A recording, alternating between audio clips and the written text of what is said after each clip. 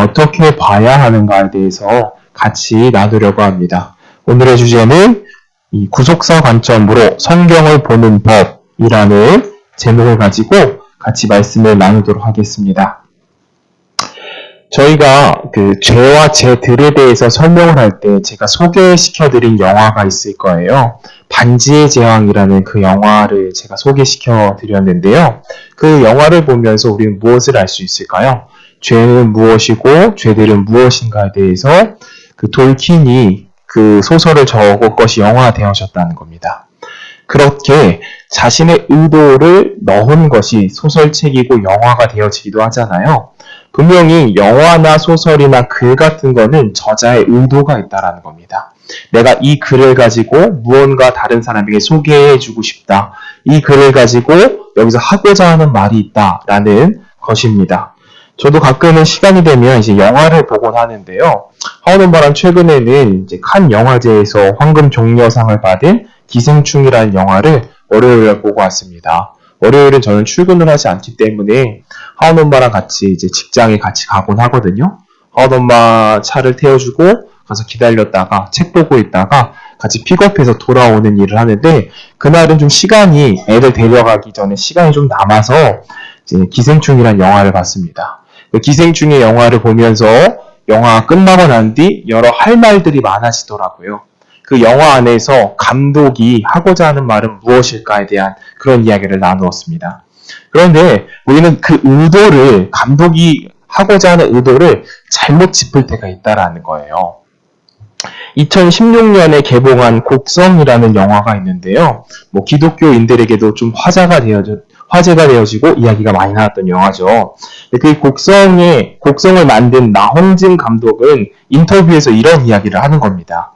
내가 사람들이 자기 영화를 보고 리뷰를 한 것을 많이 봤대요. 이 영화의 의미는 이것입니다 하는 리뷰를 한 것을 많이 보았는데 자신의 의도와는 다르게 너무 다른 이야기를 하고 있다는 것을 말했다라는 겁니다. 분명히 나홍진 감독은 곡성이라는 영화를 가지고 자신이 전달하고자 하는 메시지가 있는데 많은 사람들은 자신의 방식대로 해석을 한다라는 거예요. 그것을 우리들에게 적용해 보았을 때 성경이 하고자 하는 말, 하나님이 하고자 하는 메시지가 있다라는 겁니다. 그 성경을 쓴 저자가 하고자 하는 말을 우리는 올바로 이해해야 되는데 그렇지 못하는 상황들이 발생한다는 것이죠. 그렇기 때문에 우리는 성경을 어떻게 봐야 하는가, 구속사적으로 하나님의 구원의 이야기를 어떻게 발견해야 되는가, 그 이야기를 나누려 합니다. 잘못된 대표적인 예시로는 우리가 큐티가 있을 거예요. 큐티 같은 경우에는 이 말씀을 피고 이 말씀 안에서 오늘 나에게 주시는 말씀은 무엇인가, 오늘 나에게 적용할 것은 무엇인가를 발견하는 것이 큐티잖아요. 이 큐티는 사실 포스트 모더니즘이라는 시대에 따라 나온 것이지만 이것은 내 스스로 찾는 거기 때문에 잘못된 저자의 의도와는 다르게 해석할 수 있는 가능성이 많다라는 겁니다. 그러면 과거에 우리 기독교를 세우고 개신교를 만들었던 사람들은 올바르게 성경을 해석하기 위해서 어떤 법칙을 두었느냐, 바로 교리라는 것을 만든 것입니다. 이 교리라는 틀 안에서 우리가 이 해석을 하자라고 약속을 한 거예요. 우리 성경은 누구나 갖고 있지 않습니까? 오늘날 서점에 가도 이 성경을 누구나 누구나 가질 수 있죠. 그러니까 보는 눈이 각기 다르다라는 겁니다. 그렇기 때문에 우리는 이 교리를 만들어낸 거예요. 기독교를 만든 사람들이 약속하자. 성경은 이 관점으로 보자라고 약속을 한 겁니다. 그런데 그 교리 내용 안에는 성경을 보는 법에 대해서 무엇이라고 설명하고 있느냐? 성경 속에서 그리스도의 영광이 드러나야 된다는 겁니다.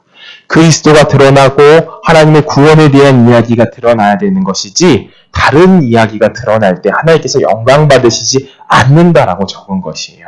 그러면 먼저는 오늘 본문 말씀을 읽기 전에 먼저 두 가지 기억하고 우리가 넘어가야 될 것이 있습니다. 이 두 가지를 가지고 지속적으로 쓰시고 사용하시면 좋으실 것 같아요.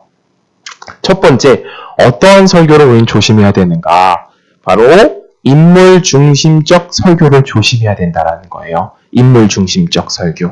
예시를 들면 이런 것이죠.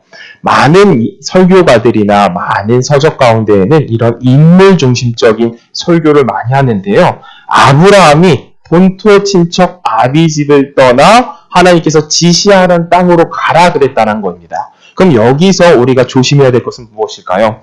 아브라함처럼 이것을 조심해야 된다는 겁니다. 아브라함처럼 내가 살아야 된다. 아브라함처럼 믿어야 된다. 아브라함처럼 행동해야 된다. 성경은 아브라함처럼 살라고 우리들에게 준 것이 아니라는 거죠. 바로 이 이야기를 통하여서 그리스도가 우리로 하여금 하나님, 성부, 성자, 성령 하나님께서 우리로 하여금 어딜로 인도하신지라는 초점으로 봐야 되는 거지 아브라함의 중심이 돼서는 안 된다는 겁니다. 첫 번째, 어떠한 설교를 조심해야 된다? 바로 인물 중심적인 설교를 조심해야 되고, 두 번째, 도덕적이고 윤리적인 설교를 조심해야 된다는 겁니다. 도덕적이고 윤리적인 설교를 예시를 들면 어떤 설교가 있을까요? 바로 요셉 이야기를 들면 참 쉬울 것 같아요. 요셉이 보디발 장군 밑에서 직업을 가지고 일을 하지 않습니까? 이제 장관으로서 일을 하는데 그때 어떠한 유혹을 받게 되죠? 보디발 장군의 아내가 요셉을 유혹을 하는 겁니다. 성적인 유혹을 하는 거죠. 그때 요셉이 그 유혹을 피했다라는 겁니다. 도덕적으로 살기에, 깨끗하게 살기에. 성경은 우리들에게 거룩한 삶을 이야기하지만 그 요셉 이야기에서 중점은 그것이 아니라는 겁니다. 그렇듯 우리가 이 두 가지를 먼저는 짚고 넘어가고 기억해야 된다는 거죠. 어떤 걸 조심해야 된다? 인물 중심적인 설교를 조심해야 되고, 두 번째, 도덕적이며 윤리적인 설교를 조심해야 된다는 거죠. 이게 우리가 안경을 쓰는 거예요. 안경. 선글라스 같은 안경을 쓰는 거예요. 한쪽에는 어떤 렌즈를 껴야 될까요? 도덕적인 설교를 조심해야 되는구나. 윤리적인 설교. 또 한쪽 렌즈에는 어떤 거를 끼는 거죠? 인물을 드러내서 그 사람처럼 살고자 하는 이야기가 아니구나. 예를 들자면 청년이나 중고등학생들에게는 이런 예시를 많이 하잖아요. 요셉이 꿈꾸는 사람이었죠? 요셉처럼 꿈을 꾸고 자신의 비전을 향해서 나아갑시다. 라고 이야기하는 것이 아니라는 거예요. 우리는 몇 주 전 요셉 이야기를 나누었습니다. 그렇죠? 요셉 이야기의 주인공은 누구일까요? 바로 요셉과 같은 예수 그리스도라는 메시아가 와서 우리를 구원하고 보센 땅으로 인도할 거란 그 이야기가 주제라는 것이죠. 그럼 우리는 이거 두 가지를 짚고 넘어가고 오늘 한 가지 예시를 보면서 어떻게 성경을 봐야 되는지를 쭉 봐나가도록 하겠습니다. 마태복음 25장 34절에서부터 25절에서부터 34절인데요. 꽤 긴 내용이기 때문에 이제 한 구절 한 구절 읽어 교독하도록 하겠습니다. 12회를 혈루증으로 앓는 한 여자가 있어.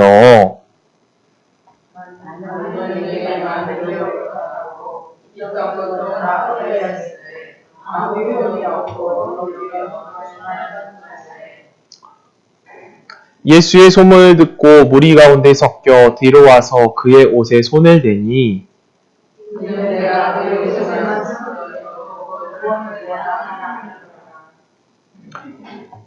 이에 그의 혈루의 근원이 곧 마름에 병이 나은 줄을 몸에 깨달으니라. 예수께서 그 능력이 자기에서 나은 줄을 스스로 아시고 무리 가운데서 돌이켜 말씀하시되 누가 내 옷에 손을 대었느냐 하시니 제자들이 여짜오되 무리가 에워싸 미는 것을 보시며 누가 내게 손을 대었느냐 물으시니까 하되 예수께서 이 일을 하는 여자가 제게 이루어진 일을 알고 두려워하며 떨며 와서 그 앞에 엎드려 모든 사실을 여짜온대. 예수께서 말하사대 가라 네 믿음이 너를 구원하였으니 평안하라 그의 병에서도 여러 건강할지어다. 아멘. 우리가 이 말씀을 적용을 해서 각각 큐티한다라고 생각을 해보는 거예요. 이 시간. 그러면 이 본문을 가지고 내가 목사님이라면, 내가 전도사라면, 내가 이것을 지금 큐티하는 시간이라면 어떻게 해석을 할까요? 한번 상상을 해보는 겁니다. 이 본문을 가지고. 그럼 많은 내용들, 큐티의 해석들은 이렇게 나올 거예요. 어떻게 나올까요? 이 여인의 믿음을 보라는 겁니다. 이 여인이 이 상황이 어떤 상황이죠? 12해를 혈루증으로 앓고 있었고 부정한 사람으로 취급받던 이 여인이 많은 인파 속에서 용기를 내어서 예수님께 나아갔다라고 하는 인본주의적 관점으로서 성경을 보는 시선들이 많다라는 거죠. 그렇지만 성경을 그런 방식으로 보는 것이 아닙니다. 우리는 두 가지 렌즈를 지금 낀다라는 거죠. 어떤 렌즈를 끼는 거죠? 인물 중심적인 설교로 보는 그 렌즈를 끼고, 또 한쪽으로 어떤 렌즈를 끼는 거죠? 윤리나 도덕적으로 보는 관점을 다 이게 제거한 그 안경을 쓰고 이제 성경을 보는 것입니다. 그러면 이 본문에서 의도하고자 하는 내용은 무엇인지 한번 우리가 쭉 봐나가도록 할까요? 우리는 이 본문을 어떻게 봐야 되느냐? 이 34절을 먼저 34절을 집중해서 보도록 하겠습니다. 예수께서 말하실 때 딸아 내 믿음이 너를 구원하였으니 평안히 가라. 내 병에서도요 건강할지어다. 여기서 보면 그 믿음이 너를 구원하였으니라고 이야기를 하는데요. 우리도 이런 믿음을 갖자 그 방식이 아니라는 겁니다. 여인처럼 어떤 믿음을 가져야 된다. 인본주의적으로 성경을 보는 것이 아니라 인위적으로 보는 것이 아니라 우리는 어떻게 본다? 이 안에서 그리스도의 은혜에 대해서 발견을 해야 된다는 거죠. 레위기 15장을 한번 보도록 할까요? 레위기 15장. 모든 이야기는 구약 성경의 내용과 신약 성경의 그 틀 안에서 어떻게 봐야 되는지 한번 보겠습니다. 레위기 15장 2절서부터 18절인데요. 이 내용은 어떤 내용이냐? 몸에서 유출이 있는 사람들에 대한 성경의 법을 이야기하고 있는 거예요. 유출병에 대한 규례다라고 적혀 있거든요. 유출병은 무엇이 있을까요? 몸 안에서 혈루, 피가 계속 나오는 그런 병도 있을 테고, 또 고름이 계속 나오는 병도 있을 테고, 여러 가지 병들이 있겠죠? 그 법에 대해서 레위기 15장은 쭉 이야기해 나가는데 굉장히 긴 내용이거든요. 2절서부터 18절까지 봐나가도록 하겠습니다. 교독하겠습니다. 이스라엘 자손에게 고하여 이르라. 누구든지 몸에 유출병이 있으면 그 유출병에 인하여 부정한 자나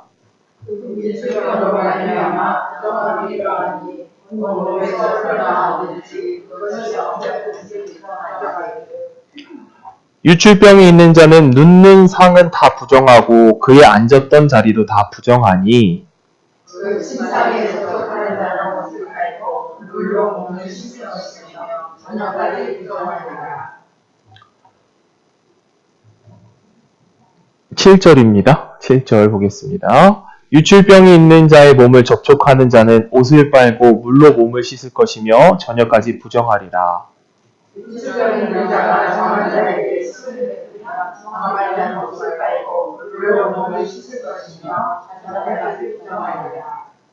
유출병이 있는 자의 탔던 안장은 다 부정하며 그 몸 아래 닿았던 것을 지적한 자는 다 부정하며 그런 것을 옮기려는 옷을 빨고 물로 몸을 씻을 것이며 저녁까지 부정하리라. 유출병이 있는 자가 물로 손을 씻지 아니하고 아무든지 만지면 그 자는 옷을 빨고 물로 몸을 씻을 것이며 저녁까지 부정하리라. 유출병이 있는 자의 만지는 것은 깨끗이고 고기는 물로 씻을지니라. 유출병이 있는 자는 그 유출이 깨끗하여지거든 그 몸이 정결하기 위하여 7일을 계산하여 옷을 빨고 흐르는 물에 몸을 씻을 것이요 그리하면 정하리니 제8일에 3일을 이르나 10일에 새끼들을 가지려 하지 않고 회망은 여호와 앞으로 가서 제사장에게 줄 것이요. 제사장은 그 하나는 속죄제로 하나는 번제로 드려 그의 유출병으로 인하여 여호와 앞에 속죄할지니라.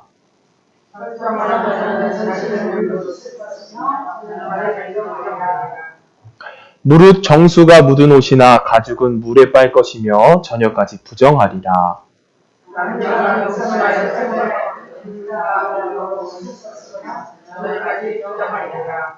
19절까지만 보도록 하겠습니다. 어떤 여인이 유출을 하되 그 유출이 피면 7일 동안 불결하리니 무릇 그를 만지는 자는 저녁까지 부정하리라. 아멘. 여기서 법칙이 나오는 것이죠. 성경의 법칙이 나오는 겁니다. 어떤 법칙이 나올까요? 유출병을 갖고 있는 사람이 어떠한 것을 만지든지 그것은 부정하게 되어진다라는 법칙인 거예요. 그러면 우리가 이 법칙을 적용해 봤을 때 그 혈루증 앓던 여인이 누구를 만졌습니까? 누구를 만졌어요? 예수님을 만졌죠? 그러면 상식적으로는 예수님이 부정해져야 된단 말이에요. 근데 예수님은 부정해지셨을까요? 안 부정해지셨을까요? 안 부정해지는 거예요. 그럼 이것을 우리는 어떻게 봐야 되는가? 성경이 말씀해주고 있는 겁니다. 한번 볼까요? 학계에서 부정한 것에 대해서 한 번 더 읽고 그 다음 거 이야기를 해나가도록 하겠습니다. 학계에서 2장 12절과 14절입니다. 짧기 때문에 제가 읽어가도록 하겠습니다. 사람이 옷자락에 거룩한 고기를 쌌는데 그 옷자락이 만일 떡에나 국에나 포도주에나 기름에나 다른 식물을 닿았으면 그것이 성물이 되겠느냐 하랴. 학계가 물으되 제사장들이 대답하여 가로되 아니니라. 학계가 가로되 시체를 만져서 부정하여진 자는 만일 그것들 중에 하나를 만지면 그것이 부정하겠느냐. 제사장들이 대답하여 가로되 부정하겠느니라. 이에 학계가 대답하여 가로되 여호와의 말씀에 내 앞에 이 백성이 그러하고 이 나라가 그러하고 그 손의 모든 일도 그러하고 그들이 거기서 드리는 것도 부정하니라 라고 적혀있죠. 이 부정함의 법칙에 대해서 잘 설명해주는 법입니다. 그런데 이 유출병을 걸린 사람들이 만지는 것마다 모두 부정해져야 되는 것이 당연한 그 법인데 한 가지 특별법이 있다라는 거예요. 성경에 말하기를. 그 특별법이 무엇이냐? 출애굽기 29장 37절 말씀입니다. 출애굽기 29장 37절 말씀 한번 볼까요? 내가 7일 동안 단을 위하여 속죄하되 거룩하게 하라. 그리하면 지극히 거룩한 단이 되리니 무릇 단에 접촉하는 것은 거룩하니라 라고 되어져 있죠. 여기 특별법이 있는 거예요. 이 세상 모두 다 부정하고 더럽고 추악하지만 무엇을 만질 때 거룩해지는 겁니까? 단을 만질 때 거룩해진다라고 성경이 기록하고 있어요. 이 단이라고 하면 조금은 무슨 단이지 하고 라고 생각이 들 수도 있겠죠. 한번 사진을 보면서 어떤 단인지를 보도록 하겠습니다. 제가 준비해온 사진이 2장 있는데요. 이 단이 말하고 있는 것은 바로 번제단입니다. 번제단. 번제단의 모습은 이렇게 사각형 모양으로 되어져 있고 가운데에는 불판을 놓는 자리가 있는데요. 이 불판을 놓는 자리들, 여러 가지 의미들이 있겠죠. 이것을 다른 말, 번제단이라고 부르는 다른 말로 노제단이다라고 표현하기도 해요. 노제단. 성경 속에서나 문화 속에서 각기 의미하는 바가 다르게 표현되어지는 것들이 있겠죠.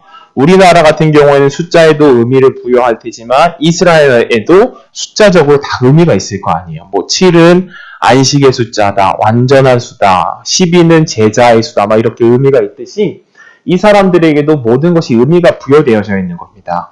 이 제단을 보시면은 놋제단이다 라고 표현을 하는데 성경 속에서 놋은 무엇을 상징을 할까요? 바로 심판과 하나님의 형벌을 상징을 하는 것입니다. 형벌을 상징하는 거예요. 심판과 형벌이다. 그래서 이 제단 위에다 어떤 것을 올리게 되느냐? 동물들을 올려서 불태우게 되어지고 그것을 의미하는 바는 무엇이죠? 내가 원래 저 제단에서 죽어야 되는 것처럼 우리는 죄인이고 부정한 사람이지만 동물이 대신 죽어줬다라는 것을 상징을 하는 것이죠. 내가 죽어야 될 저 자리에 내가 심판을 받고 지옥 가야 된 저 불심판을 받아야 될 자리에 동물이 대신 죽어줬다라는 겁니다. 이스라엘 사람들이 이것이 선행이 되어진 거예요. 계속해서. 아하, 동물이 나 대신 죄를 가지고 죽는 거구나. 근데 재미있는 것은 어떤 거냐면 이 동물을 주인이 갖고 오잖아요. 동물을 이렇게 주인이 쫄랑쫄랑 해가지고 갖고 온단 말입니다. 소나 양이나 비둘기 갖고 오죠. 근데 그 번제를 드리는 레기 1장에 보면 어떻게 적혀 있느냐? 이 동물을 가져온 사람이 동물을 죽여야 돼요. 제사장이 죽이는 게 아니에요. 우리가 예를 들자면 어떻게 돼지를 제가 죽일 수 있겠어요? 도살장 아저씨가 죽여주세요 하지만 이스라엘 법은 그렇지가 않은 거예요. 동물을 가져온 사람이 동물을 죽여야 되는 겁니다. 그러면서 무엇을 느낄까요? 이 동물이 칼을 맞고 죽는 것을 보아가면서 내가 저 자리에 죽었어야 되는데 누군가 나를 대신해서 죽는구나 라고 마음에 느끼겠죠? 단순히 예수님이 나를 위해 죽었대 이런 감정이 아니라는 겁니다. 예수님의 고난을 생각해보고 예수님이 어떤 분인지를 생각해보고 그분이 성자 하나님이라는 것을 우리는 깨닫고 배워나갈수록 그 죽으심에 대해서 깊이 생각을 할 수 있다는 거죠. 그런데 오늘 본문에 돌아와서 이 단을 만지는 자마다 거룩하여진지라 라고 말했는데 이 단의 어떤 부위를 만지는 것이느냐? 한번 다음 장으로 한번 넘겨볼까요? 다음 장이 좀 더 잘 나와 있는 것 같은데요. 보겠습니다. 여기가 좀 더 뾰족하게 표현되어 있는 것 같아서 이 부분을 만지는 거예요. 뾰족한 부분. 이 사각형 부분의 뾰족한 부분 있죠? 이 뾰족한 부분을 만지는 자마다 거룩하여지는 것이다 라고 이야기하는데 저 뾰족한 부분은 어떤 게 발라져 있느냐? 양의 피가 발라져 있는 곳입니다. 양의 피가 발라져 있는 거예요. 그래서 이스라엘 사람들에게는 내가 위험에 처해 있거나 좀 죽을 위기에 처했을 때 저길로 도망치기도 했다라고 성경이 나오기도 해요. 그러니까 솔로몬에 이어서 왕권 다툼이 있었을 때에 저쪽으로 도망쳤던 한 장군도 있었고 살려달라고 애원했던 사람들도 있었는데요. 저곳을 만지는 자마다 거룩해진다라는 겁니다. 저곳을 만지는 자마다. 그러면 우리는 이 말씀을 적용해보고 이야기를 해보는 거예요. 바로 예수님이 누구라는 거예요? 번제단이라는 겁니다. 번제단. 이스라엘 사람들에게는 부정한 자가 거룩해지는 방법이 단 한 가지밖에 없는데 무엇을 만지는 자마다 거룩해진다고요? 이 제단을 만지는 자마다. 그럼 이 제단이 누구라는 겁니까? 바로 예수님이라는 거예요. 예수님. 이 핵심은, 이 성경 본문의 핵심은 그것이 아니라는 겁니다. 용기를 가지고 예수님께 나아갔기 때문에 그런 이야기를 하려고 우리에게 이 말씀을 준 것이 아니라는 거예요.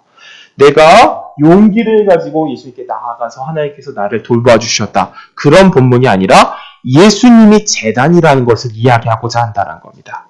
예수님이 제단이다. 그러면 이것을 우리에게 적용을 해보는 겁니다. 우린 모두 다 예수님을 만나기에 이 자리에 모이셨죠? 저도 마찬가지고 이 자리에 하나님께서 우리를 부르신 이유가 예수님과 연합되어지는 것을 위해서 이 자리에 부르시지 않으셨습니까? 그러면 내가 예수님을 만나서 거룩해졌다라는 겁니다. 어떻게 거룩해지는 거죠? 예수님이 내 죄를 태워주시고 내 죄를 위하여서 죽어주셨기 때문에 내가 거룩해졌다라는 것이죠. 실제로 이 거룩이라는 단어가 오늘날의 기독교대에서 많이 혼동되어지고 있는 단어입니다. 이 거룩에 대한 단어를 한번 가도록 하겠습니다. 먼저는 이사야서 64장 6절 말씀 한번 볼까요? 이사야서 64장 6절. 대저 우리는 다 부정한 자 같아서 우리의 은은 다 더러운 옷 같으며 우리는 다 쇠폐함이 잎사귀 같으므로 우리의 죄악이 바람과 같이 우리를 몰아가니라. 이렇게 우리는 모두 다 부정한 자라는 거예요. 태어나는 아기도 아무리 나이가 든 노년에 있는 사람도 다 부정하다라는 겁니다. 우리는 모두 다 잘 알고 있죠. 내 안에 나오는 이기심, 내 안에 나오는 화내는 마음, 내 안에 나오는 남을 향한 미워하는 마음들이 있다는 걸 누구나도 잘 알고 있는 겁니다. 그렇듯 우리는 부정한 자인 거죠. 저도 마찬가지. 저도 잘 느낍니다. 보겠습니다. 말씀. 그럼 거룩이라는 단어에 대해서 먼저 이야기해 볼 텐데요. 이 거룩,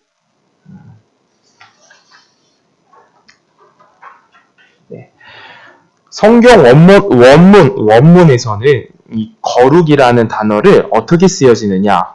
세 가지 정도로 나누게 되어지는데, 이 원어, 히브리어나 헬라어에서 이 거룩이라는 단어를 뭐라고 적고 있냐면, 구별하다, 분리하다, 깨끗게 하다 라는 세 가지 의미를 갖고 있어요. 근데 가장 많이 쓰여지는 단어가 어떤 단어냐? 구별하다라는 단어가 가장 많이 쓰여집니다. 거룩이라고 할 때. 우리가 거룩이라고 생각하면 어떻게 생각을 하죠? 좀 더 착한 사람이 거룩한 사람이다. 좀 더 남에게 선행을 베푸는 사람이 거룩한 사람이다. 좀 더 양심이 깨끗한 사람이 거룩한 사람이다. 라고 우리는 일반적으로, 보편적으로 그렇게 세상을 바라보잖아요. 근데 성경에서 말하는 거룩은 그런 것이 아니라는 거예요. 내가 이 사람보다 더 선한 삶을 살아서 내가 이 사람보다 좀 더 법을 잘 지켜서 거룩하다. 그 의미로 쓰여지는 것이 아니라는 겁니다. 거룩은 이렇게 구별을 한다라는 건데요. 이런 겁니다. 하나님께서 이 세상을 창조하시고 거룩한 것과 부정한 것을 나누셨어요. 이 동물들은 거룩하다, 이것은 부정하다 했는데 그 중에 이 거룩한 것을 나누는 방법이 어떤 방식이 있느냐? 양에 대한 얘기를 잠깐 하려고 합니다. 그 중동 지역엔 양들이 많잖아요. 그런데 대부분 양들은 몸에 점들이 있어요. 몸에 점들이 있습니다. 털은 하얘도 몸 안에 점들이 있는 거예요. 그런데 이 점들이 있는 양들 중에 한 가지 양만 몸에 점이 없는 양이 있는 겁니다. 그것을 거룩하다라고 보는 거예요.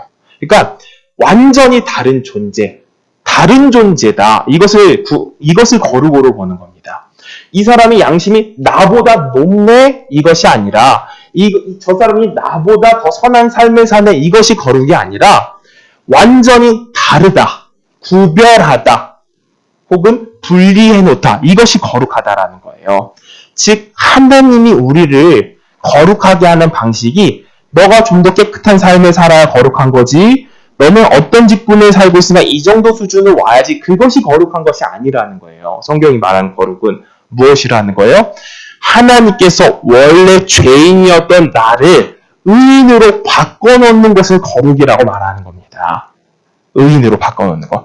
그러면 그 관점으로 우리 성경을 보시고 우리 양옆에 있는 성도님들 혹은 내 옆에 있는 가족들 예수를 믿고 있는 이 공동체에 모인 사람들은 거룩은 어떨까요? 다 똑같은 거룩인 거예요. 레벨이 없는 겁니다. 이 거룩에는. 왜? 하나님께서 구별해 놓으신 거예요. 거룩하다라고 그냥. 하나님께서 세상을 창조하시고 거룩한 것, 부정한 것 하고 나눠 놓으셨죠. 이렇듯 구별해 놓는 것을 거룩이라고 표현을 하는 겁니다. 성경의 의도는. 그러니 우리 교회에 있는 모든 사람들이 하나님 앞에서 거룩하다라고 했을 때 예를 들면 내가 전도사니까 저 사람보다 더 거룩하지. 이것이 아니라는 거예요. 이런 것이 존재하지 않는다라는 거예요. 우리 목사님이 좀 더 거룩하지요. 이것이 없다라는 겁니다. 그렇죠? 그러니까 똑같은 레벨이라는 거예요. 똑같은 거룩을 갖고 있는 겁니다. 성경에서는 이 거룩에 대해서 어떻게 계속해서 표현을 하고 있는지 한번 말씀 구절을 보도록 할까요? 역대하 20장 21절 한번 보겠습니다. 역대하 20장 21절 백성으로 더불어 의논하고 노래하는 제를 택하여 거룩한 예복을 입히고 여기서 주목할 것은 무엇이에요? 거룩한 예복을 입히고라고 그러죠. 거룩 다음에 어떤 멘트가 많이 등장하냐면 성경에 보면 입히다라는 단어가 많이 등장해요. 입히다라는 단어가 시편 29편 2절도 한번 볼까요? 여호와의 이름에 합당한 영광을 들리며 거룩한 옷을 입고 라고 이야기하고 있고 시편 3편 보겠습니다.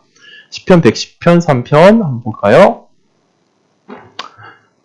주의 권능의 날에 주의 백성이 거룩한 옷을 입고 즐거이 헌신하니 새벽 이슬과 같은 주의 청년들이 주께 나오는다. 그래서 거룩한 옷이라고 또 표현을 하고 있죠. 말씀 구절 좀 더 보도록 하겠습니다. 에베소서 4장 24절. 여기서 4장 24절. 하나님을 따라 의와 진리의 거룩함을 지으심을 받은 새 사람을 입으라 라고 말하고 있죠. 거룩함으로 지으셨다 라고 이렇게 표현하기도 하고 골로새서 3장 12절 보겠습니다.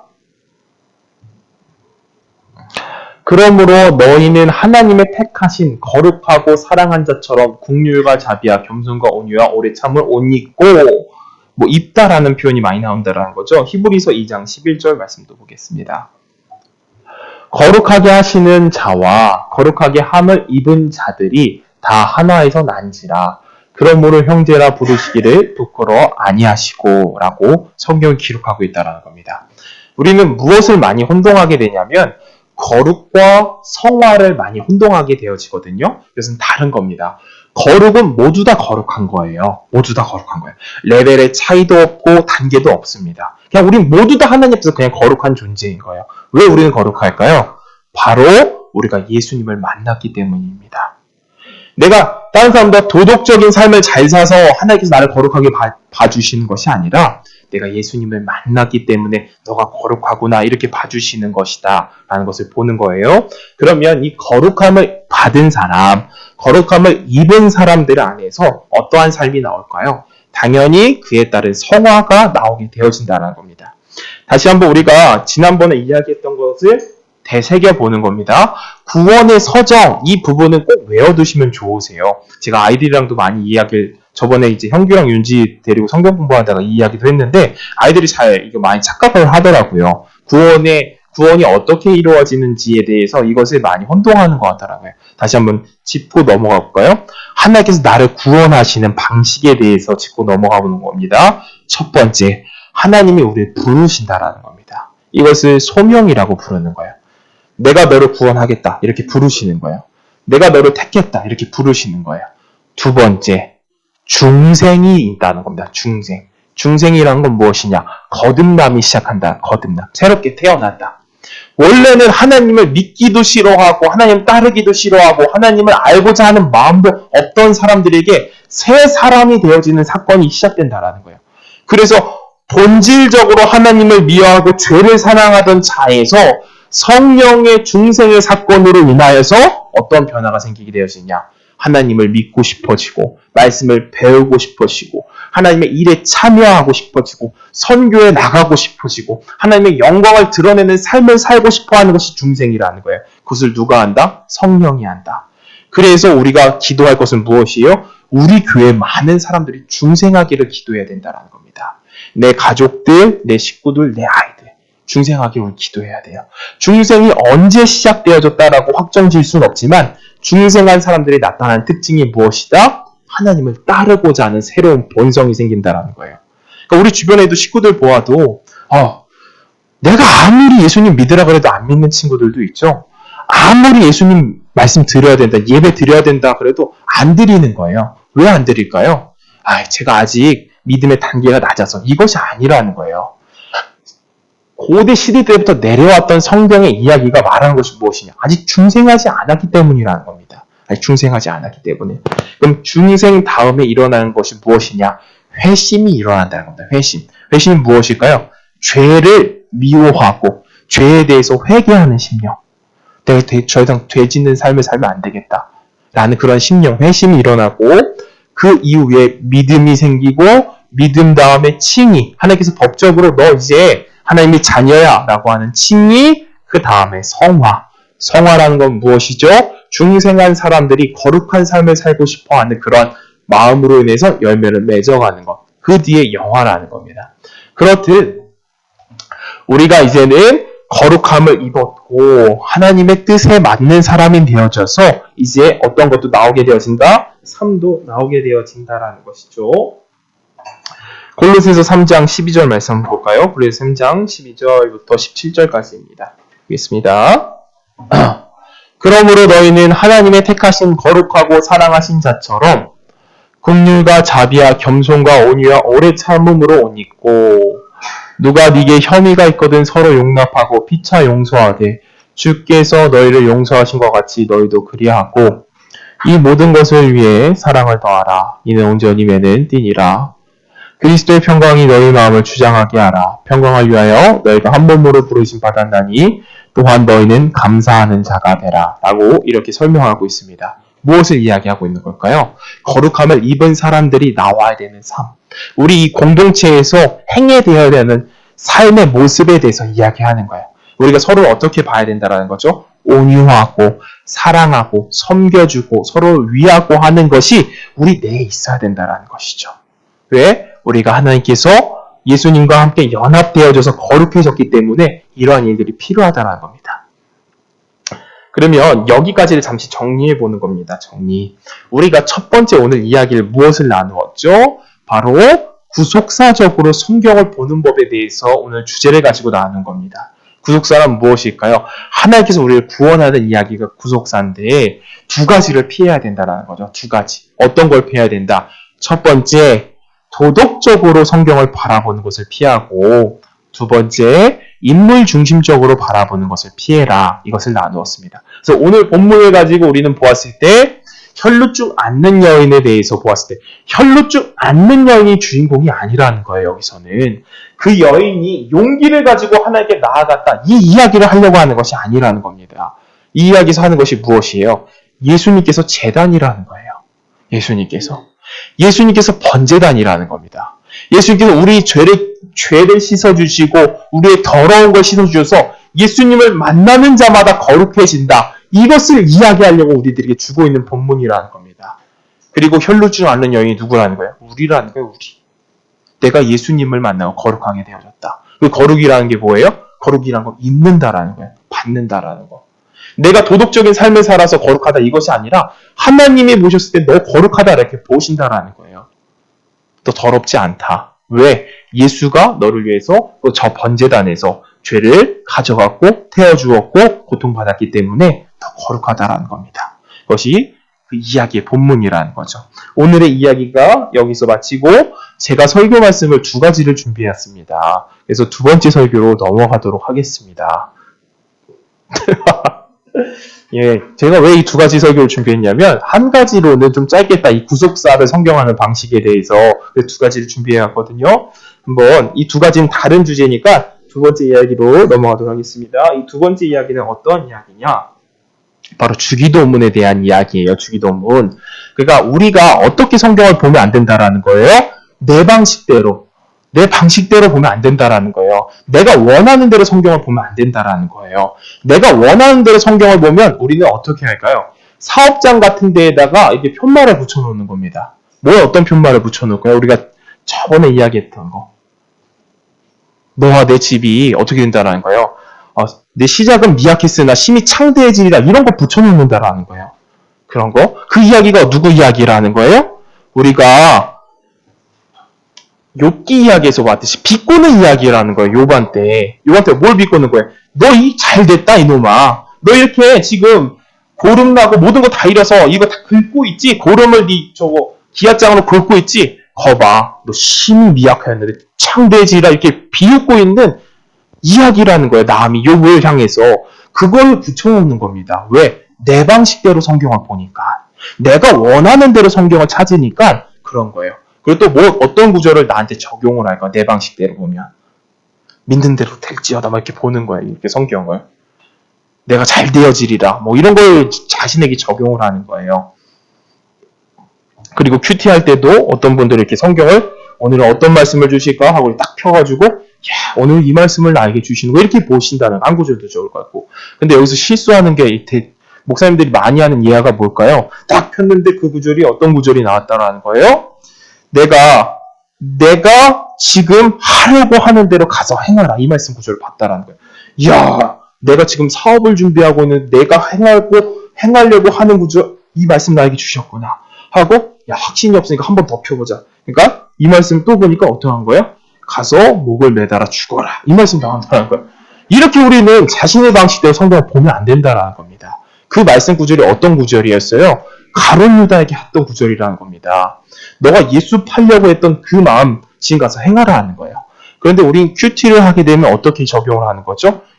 내가 이거 사업 준비하고 있고 내가 취업 준비하고 있고 내가 우리 아이들 직장을 놓고 우리 아이들 때로는 우리 아이들의 진로를 놓고 기도하고 있는데 이 말씀 나에게 주셨구나. 이렇게 적용할 수 있다는 거죠. 그 단편적으로 잘못되게 행해지는 말씀 구절을 오늘 한 구절 더 보실 텐데 바로 주기도문에 나오는 구절입니다. 주기도문. 말씀 구절 볼까요? 주기도문 말씀 구절이 언제 나오느냐? 마태복음 6장 11절 한번 볼까요? 마태복음 6장 11절 말씀 보겠습니다. 이 주기도문 구절이에요. 주기도문 구절. 오늘날 우리에게 일용할 양식을 주옵시고 우리가 주기도문 이야기 많이 이렇게 외우고 이렇게 외치죠. 근데 이 주기도문의 배경에 대해서 제가 한 번 이야기 드린 적이 있습니다. 이것을 까먹을 수도 있고 한번 또 우리가 이걸 역사적으로 뒤돌아보면서 되새겨 봐야 되니까 이 주기도문의 배경에 대해서 다시 이야기를 나누는 거예요. 이 주기도문의 배경은 어떤 배경이냐면 예수님이 살아계시던 당시, 예수님이 사역하시던 당시에는 각 종교심을 갖고 있던 분파들이 있었습니다. 분파들. 우리가 잘 알고 있는 무슨 파라고 들어가는 파들 뭐가 있을까요? 우리가 제일 잘 알고 있는 파. 바리새파가 있을 테고 사두개파가 있을 테고 에세네파가 있습니다. 이 세 가지 파가 제일 유명했어요. 특징들을 짧게 설명하고 짚고 넘어가겠습니다. 바리새파 사람들은 어떤 걸 떠올리면 되냐면 먹물을 떠올리면 돼요. 먹물. 원래는 그 당시에 바리새파가 가장 큰 파가 아니었어요. 주도권을 잡고 있는 파가 아니었어요. 어떤 파가 주도권을 잡고 있었느냐? 사두개파가 주도권을 갖고 있었어요. 사두개파라고 하는 사람들. 그 사두개파 사람들은 어떤 신앙심을 갖고 있는 사람이냐? 성전 중심의 신앙생활을 갖고 있던 사람들입니다. 구약 성경에 보면 이 성전 중심으로 레위인들도 있고 뭐 대제사장도 있고 그걸 중요시 여기는 사람들이 바로 사두개파였어요. 그런데 그 사두개파 사람들이 하도 말썽을 부리고 잘못된 행동들을 하다 보니까 그 똑똑했던 새로운 분파가 생기는 거예요. 성경 말씀에 보니까 율법을 밟고 그렇게 행하지 않던데 하고 새로운 분파가 생긴 게 바리새파예요. 바리새파들은 문서적으로 그리고 지식적으로 사람들을 계몽하려고 했던 사람들입니다. 율법을 보니까 그렇게 살면 안 된대 라고 계몽했던 사람들. 그러니까 삶도 당연히 그에 따른 삶을 살아가기 때문에 율법 중심적인 삶을 살았겠죠. 이 두 가지 파를 짚고 넘어가는 겁니다. 바리새파가 있고 사두개파 이걸 짚고 넘어가고 한 가지 파가 더 남았죠. 에세네파. 에세네파는 누가 나왔던 유명한 파냐면 이 에세네파 속에서 바로 세례 요한이 나옵니다. 에세네파 속에서 이 세례 요한. 에세네파 사람들은 어디에서 살던 사람들이냐면 바로 광야에서 살던 사람들이었어요. 광야에서 살던 사람들. 광야에 보면 우리가 구글에서도 찾아보셔도 되고 네이버에 찾아보면 그 중동 지방의 토굴 형식으로 되어 있는 그런 동굴들 있잖아요. 그런 곳에 살던 사람들이 에세네파입니다. 에세네파 사람들은 뭘 중시하고 어떤 신앙심을 갖고 있었느냐? 그들은 이 세상을 세속적으로 보는 거예요. 이 세상은 죄악이 많고 더러운 곳이다. 그러니 이곳에서 떠나서 어디로 들어가서 살자? 세상에서 떠나서 저 멀리 가서 우리끼리 살자. 우리 공동체끼리 살자 하는 사람들이 에세네파 사람들이라는 겁니다. 거기서 당연히 어떤 행동을 추구하고자 했을까요? 영적인 것을 추구하고자 하고 또한 거룩한 삶을 추구하고자 했던 사람들. 그래서 율법의 말씀처럼 무엇을 먹는 거예요? 메뚜기야, 역청을 먹는 사람들이 바로 에세네파 사람들인 거예요. 그러니까 우리가 문화적으로 성경을 보게 되면 세례 요한이 광야에서 살았다는데 어떻게 광야에서 혼자 살 수 있겠냐는 거예요. 그것이 아니라 에세네파에서 속해서 살았다라는 겁니다. 그들의 지도자가 되어졌고, 그러니까 에세네파 사람에서 세례 요한이 나왔다. 그런데 이 세 개의 종파들이 있었는데 그 종파들마다 각기 어떤 것을 갖고 있었느냐? 기도문을 갖고 있었다라는 기도문. 바리새파의 기도문이 있었고 사두개파의 기도문이 있었고 에세네파의 기도문이 있는 겁니다. 왜 기도문을 만들었느냐? 이것은 마치 서약과 같은 거예요. 서약. 마치 어떤 거와 같으냐? 우리의 신조라는 겁니다. 신조. 우리는 이런 것을 믿습니다. 우리는 이러한 것을 추구합니다. 우리는 이러한 삶을 살기 원합니다 하고 이런 기도문들을 만들었다라는 거예요. 그런데 이제 예수님이 공생의 사역을 시작하고 벌떼처럼 예수님을 모시자고 하는 사람들이 점차 제자들이 늘어나다 보니까 12 제자들이 힘이 생기는 거예요. 용기가 생기는 거예요. 예수님, 지금 우리 따르는 사람들이 엄청 많은데요? 바리새인 사람들보다 사두개 사람들보다 저기 SNS 사람들보다 더 우리가 유명해지고 있는 것 같아요. 그러면 우리도 그들처럼 이러한 신조, 우리 기도문 만듭시다. 그래서 예수님께 요청을 하는 거예요. 실제로 기도를 어떻게 해야 되는지 몰라서 기도를 물어본 것이 아니라는 거예요. 전 주님 저 어떻게 기도해야 되는지 모르겠네요. 라고 이렇게 물어본 것이 아니라 그들이 추구했던 것처럼 우리도 이런 기도문 하나 만듭시다. 예수님. 그래서 예수님께서 이 주기도문을 알려주신 거랍니다. 그럼 그 주기도문 안에 어떤 내용이 들어가 있겠어요? 그리스도인들이 추구해야 되는 사상과 믿음과 행실에 대해서 이야기하고자 하는 것이에요. 그러니까 하나님 나라에 대해서 설명하고자 하는 내용이다라는 것을 우리는 안경을 쓰고 보는 겁니다. 그러면 그 내용 안에 어떤 내용들이 들어가 있을까요? 하나님 나라에 대한 내용이니까 내가 원하는 것을 적고 있지 않다라는 겁니다. 내가 바라는 것을 적고 있지 않다라는 거예요. 주님, 일용할 양식을 구하라 그랬으니까 이런 걸 말한다는 것이 아니에요. 제가 잘못된 해석으로 한번 적용을 해보겠습니다. 이런 걸 모르고 배경을 모르고 우리가 이렇게 자기를 적용하면 어떻게 될까요? 여기 성경 말씀에 주기도문에 일용할 양식을 구하라 했으니까 주님, 저희 집 지금 이사해야 되는데 지금 부동산에 지금 돈 낼 것이 지금 부족합니다. 주님, 이것을 채워주시고요. 주님, 제 아이가 지금 취직을 좀 어려워하고 있습니다. 이걸 도와주세요, 주님. 예를 들면, 주님, 저희 아이 진로를 위해서 기도하고 있습니다. 주님, 예를 들면, 저희 아이가 뭘 잘하는지 모르겠습니다. 이걸 좀 채워주세요. 지금 예를 들면, 저희 가정에 돈이 필요합니다. 돈을 채워주세요. 이런 걸 이야기하고자 했던 것이 아니라는 겁니다. 그렇다고 그것에 대해서 우리가 하나님께 요청하지 않아야 된다는 건 아니에요. 근데 이 주기도문 안에서는 그걸 말하고자 했던 것이 아니라는 겁니다. 그것을 뒷받침해 줄 수 있는 것이 어떤 것이냐? 지금 마태복음 6장을 보고 계시죠? 마태복음 6장. 이 주기도문에 쭉 내려가면서 어떤 내용들이 나오게 되어지느냐? 마태복음 6장을 쭉 읽어볼까요? 24절서부터 32절까지인데요. 보겠습니다. 이 주기도문이 끝나고 이어지는 내용인 거예요. 그러니까 연장선상에 있는 구절인 겁니다. 주기도문과 같은 문맥에 있는 구절이라는 거예요. 똑같은 형식을 갖고 있다는 거예요. 어떤 내용인지 볼까요? 한두 사람이 두 주인을 섬기지 못할 것이니 혹을 미워하는 자며 저를 사랑하거나 혹을 이를 중히 여기며 저를 경히 여기입니다. 너희가 하나님과 무엇을 같이 섬기지 못한다는 거예요? 재물을 섬기지 못한다는 거예요. 25절 보겠습니다. 그러므로 내가 너에게 이르노니 목숨을 위하여 무엇을 먹을까 무엇을 마실까 몸을 위하여 무엇을 입을까 염려하지 말아라. 목숨이 음식보다 중요하지 아니하냐 몸이 의복보다 중요하지 아니하냐. 분명히 주기도문을 우리가 잘못 해석하면 어떻게 볼까요? 야, 일용할 양식 구하랬으니까 내가 필요 다 구해도 되겠네. 그렇게 본다라는 거예요. 근데 성경에 바로 주기도문 뒤에 뭘 이야기하고 있어요? 네 필요한 거 구하지 말라라는 거예요. 너가 지금 뭐 필요하다 이거 구하지 말라고 이야기하고 있다는 거예요.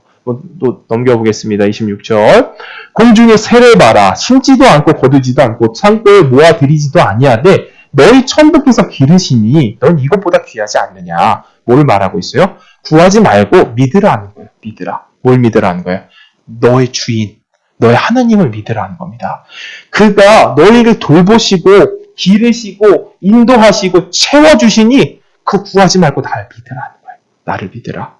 보겠습니다. 너희 중에 누가 염려함으로 그 키를 한 자를 더할 수 있겠느냐. 또 너희가 어찌 의복을 위하여 염려하느냐. 들의 백합화가 어떻게 자라는가 생각하여 보라. 수고도 아니하고 길쌈도 아니하느니라. 그러나 내가 너희에게 말하노니 솔로몬의 모든 영광으로도 입은 것이 이 꽃 하나만 갖지 못하겠느냐. 오늘 있다가 내일 아궁이에 던져지는 들풀도 하나님께서 이렇게 입히시거든 하물며 너희가 뭐냐 믿음이 적은 자들아. 그러므로 염려하여 이르기를 무엇을 먹을까 무엇을 마실까 무엇을 입을까 하지 말라. 이는 다 이방인들이 구하는 것이라.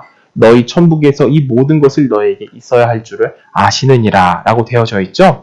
그러면 이 일용할 양식을 구하라. 이 말은 한 가지 잘못된 점을 제거했어요. 지금 어떤 걸 제거했죠? 일용할 양식은 지금 그걸 말하고 있는 것이 아니고요. 내가 하나님께 달라고 하는 것, 일반적으로 하나님께 구하고자 하는 것, 그걸 말하는 것이 아니구나 하는 잘못된 점을 제거한 겁니다. 그럼 이 주기도문이 말하고자 하는 일용할 양식은 무엇인가? 보겠습니다. 구약 성경에 나오는 거예요. 일용할 양식이. 출애굽기 16장 4절 볼까요? 출애굽기 16장 4절. 일용할 양식. 보겠습니다. 출애굽기 16장 4절. 때에 여호와께서 모세에게 이르시되 보라 내가 너희를 위하여 하늘에서 양식을 비같이 내리니 백성이 나가서 일용할 것을 날마다 거둘 것이라. 이같이 하여 그들이 나의 율법을 준행하나 아니하나 내가 시험하리라 라고 말하고 있죠. 이 이야기는 어떤 내용이냐면 이스라엘 사람들이 출애굽을 하고 광야 생활을 하고 있던 중에 먹을 것이 필요할 거 아니에요. 자기들이 애굽에서 가지고 나왔던 음식들을 다 떨어졌고 이제 먹을 것이 필요한데 하나님께서 뭐라고 말하고 있죠? 내가 너희들에게 일용할 양식을 주겠다. 그것이 무엇이라고 말해요? 만나라는 겁니다. 만나. 그래서 일용할 양식을 구하라와 구약성경에 나오는 일용할 양식은 똑같은 내용인데 어떤 것이죠? 만나라는 거예요. 만나. 그 일용할 양식이. 이 만나의 의미가 어떠한 것이냐? 만나의 의미가 어떠한 것이냐? 만나를 가지고 나갔을 때 아침 새벽이 되면 만나가 하늘에서 내려온 거예요. 이 겨자씨 같이 생기고 달콤한 이 과자 같은 것을 각 사람들이 자기의 필요에 따라 가족 구성원 숫자에 따라 다 퍼오는 겁니다. 가지고 퍼오는 거예요. 그 가족들을 먹이는 겁니다. 근데 성경이 만나를 어떻게 했느냐? 쟁겨두지는 말라는 거예요. 그 다음 날이 되면 곰팡이가 쓸기도 하고 좀 먹기도 하고 햇빛 때문에 없어지기도 하고 또한 이것이 쥐들이 먹기도 하고 하니까 이 일용할 양식은 매일 나가서 먹어라. 근데 이 만나를 주는 의미가 있다라는 겁니다. 만나를 주는 의미가 무엇이냐? 광야 40년 생활하면서 이 만나로 하여금 깨달은 것이 무엇이냐? 매일매일 내 삶을 돌보시는 이가 있다라는 겁니다. 내가 걱정하지 않아도 나를 하루하루 돌보시는 분이 있다라는 거예요. 나의 필요를 채워주는 분이 있다라는 겁니다. 그러니까 이 만나를 통해서 주님께서 일용할 양식을 구하라. 이 의미가 무엇이냐? 네 필요 구하라는 것이 아니라 하나님께서 오늘도 너를 지키신다라는 거예요. 하나님께서 오늘도 너의 가정을 돌보신다라는 겁니다. 그것을 기억하라는 거예요. 그것을. 주기도문의 의미가 무엇이라는 거예요? 때로는 내 삶에 걱정거리가 많다라는 겁니다. 내 삶에 물질적인 문제로 인해 스트레스 받을 때도 있고, 내 삶에 대한 두려움이 있을 때도 있고, 우리 아이들이 직장에 대해서, 삶에 대해서, 이런 것에 대해서 여러 걱정거리들이 있다라는 겁니다. 저도 한 가지 걱정거리가 있는 거예요. 하은이가 귀를 아파하는 거예요, 귀를. 왜 귀를 아파하냐면, 하은이가 원래부터, 어렸을 때부터 축농증이 되게 심했어요, 축농증. 그래서 이 코에 이제 콧물이 많이 차다 보니까 이 기관지까지도 고름이 생기는 겁니다. 그것이 너무 두려운 거예요, 저에게도. 두려운 거예요. 하은이가 이거 어떻게 병원 가니까 의사 선생님이 뭐라 하는 거예요. 이러고 이거 오래 냅두고 하은이가 귀 아플 때마다 병원 와야지, 안 그러면은 귀 못 들을 수도 있다라는 겁니다. 이것이 얼마나 저에게 걱정되는 일이겠어요. 그렇지만 우리 성경 말씀을 보는 겁니다. 일용할 양식을 주시는 주님 기억하라. 이 말씀이 뭐예요? 너 컴퓨터, 집 이거 구하라는 이야기가 아니라 오늘도 네 가정 지키시는 분이 있음을 기억하라는 겁니다. 일용할 양식. 우리는 이렇게 성경의 올바른 해석을 자꾸 찾아가는 겁니다. 이것을 알지 못했을 때 우리는 어떻게 볼까요? 내 방식, 내가 원하는 대로 본다라는 겁니다. 이것을 가지고 우리는 뭘 기억하는 겁니다? 오늘 말씀을 정리해 보았을 때 구속사적으로 성경을 봐야 됩니다. 이것은 정통적이고 개신교에서 계속해서 이야기하고 있는 내용이라는 거죠. 정리해 봅니다. 오늘 내용들을. 오늘 제목이 무엇이었죠? 구속사적으로 성경을 보는 법이라는 거예요. 구속사적으로라고 하면 우리 새신자분이나 아직 이 용어에 대해서 어려운 분들이 있으시겠지만, 쉽게 말하면 하나님이 우리를 구원하는 이야기다라는 것이 구원 이야기인데, 이 구속사의 주인공이 누구죠? 바로 삼위일체 하나님입니다. 삼위일체 하나님. 성부, 성자, 성령께서 우리를 인도하시는 그 이야기를 보는 것이죠. 그러면 두 가지를 먼저 주의해야 된다는 거예요. 주의. 이 안경을 쓰는 겁니다. 안경. 하원이랑 서원이도 여름 돼가지고 하원 엄마가 이제 선글라스를 사줬거든요. 하원이는 검정색, 서원이는 빨간색 사줬는데, 이렇게 껴야 되잖아, 이렇게. 근데 애들이 맨날 이렇게 끼는 거야, 거꾸로. 그리고 자꾸 미끄러지는 겁니다, 이 선글라스가. 그러면 우리가 어떻게 해요, 부모로서? 이게 잘 씌워주는 거죠. 이렇게 껴야 되는 거야. 그런 것처럼 우리가 올바른 안경으로 쓰고 혹시 성경을 보는 거예요. 두 가지 조심해야 된다. 어떤 걸 조심해야 된다? 첫 번째, 인물 중심적으로 보는 것을 조심해야 된다는 거예요. 인물 중심적. 요셉처럼 거룩하게 살아야 되지 않겠습니까? 예를 들면 아브라함처럼 믿어야 되지 않겠습니까? 이런 것이 주제가 아니라는 거예요. 두 번째, 윤리나 도덕 이야기를 하려고 하는 것이 아니라는 겁니다. 성경을 이야기가 왜 우리에게 주셨느냐? 구원에 대해서 이야기하려고 우리에게 주셨다라는 거죠. 그러면 이 두 가지를 조심하고 보는데, 오늘 두 가지 이야기를 했죠. 첫 번째, 어떤 이야기를 했습니까? 바로 혈루증 앓는 여인에 대해서 이야기했죠. 이 관점으로 보았을 때 혈루증 앓는처럼 용기를 가지고 주님에게 나아가야 됩니다. 이 설교 들으라는 거예요? 아니라는 거예요. 이 설교를 통해서 예수가 누구신지를 밝히고 있다는 겁니다. 성경은. 예수가 누구라는 거예요? 번제단이라는 거예요. 번제단. 죄를 씻어주시고 죄를 태워주시고 나를 거룩하게 하는 분. 거룩은 무엇이다라고 짧게 설명했죠? 거룩은 입는 거라는 거예요. 입는 거. 그래서 우리 권사님이 더 거룩하셔. 저는 거룩하지 못해서요. 이런 말을 하시면 안 된다라는 거예요.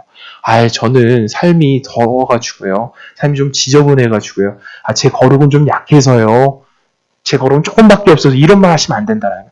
거룩은 다 똑같다라는 겁니다. 거룩. 누구의 옷을 입었기 때문에, 예수의 옷을 입었기 때문에 장로님의 거룩이나 집사님의 거룩이나 지금 새신자의 거룩이나 똑같다라는 거예요. 그렇지만 성화의 단계는 다르다. 성화의 단계는 거룩과 성화를 구분해서 보셔야 되는 겁니다.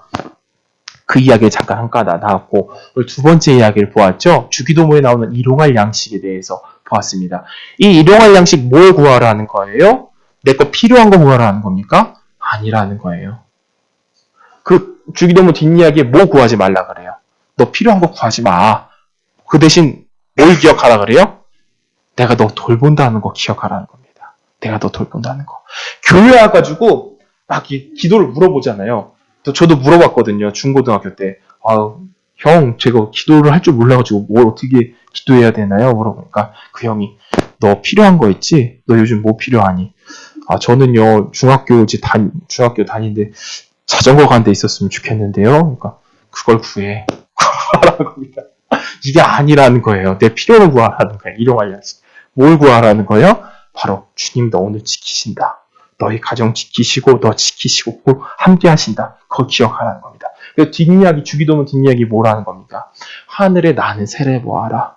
땅에 피어있는 꽃을 보아라. 저 동물들을 보아라. 하늘을 보아라. 주님께서 먹이시고 주님께서 돌보시지 아니하느냐. 그러하니 그걸 믿으라는 겁니다. 하늘에서 만나가 내려왔듯이 주님께서 너희들을 매일 먹이신다. 매일 먹이셔서 그들이 가나안 땅에 이르기까지 먹이셨던 것처럼 너희 돌보신다는 겁니다. 그것이 바로 일용할 양식을 구하라. 그럼 오늘 우리가 좀 이따가 주기도문 하실 텐데요. 그 주기도문 하실 때 뭘 하면서 하는 거예요? 주님, 오늘도 저를 돌보셨습니다. 이걸 기억하시는 것이죠. 기도하실 때 그럼 뭘 구해야 될까요? 전도사님이 그렇게 말하니까 제가 기도 시간에 뭘 기도해야 될지 모르겠는데요. 그럼 예수님께서 우리에게 말해주시는 거예요. 인준아, 그의 나라와 그의 의를 구하라. 그의 나라와 그의 의를. 네 필요는 내가 채워줄 테니까 그의 나라와 그의 의를 이 시간 기도하라는 겁니다. 우리 곧 있으면 기도할 겁니다. 그때 뭘 구하셔야 된다는 거예요? 그의 나라와 그 의를 구해라. 이 공동체는 성경적인 것을 원하는 겁니다. 우리가 이 공동체를 세우는 것이 무엇 때문입니까? 하나님이 보시기에 아름다운 공동체를 세우기 원하는 거예요. 우리가 천국 갔을 때에 칭찬받는 자 되기를 원하는 거예요. 주님, 저희 나름대로 성경적인 모임을 했습니다. 이거 하기 칭찬받기 원하는 거 아닙니까? 그렇기 때문에 이 시간 기도할 때 그의 나라와 그의 의를 구하는 겁니다. 그가 뭘까요? 그의 나라와 그 의.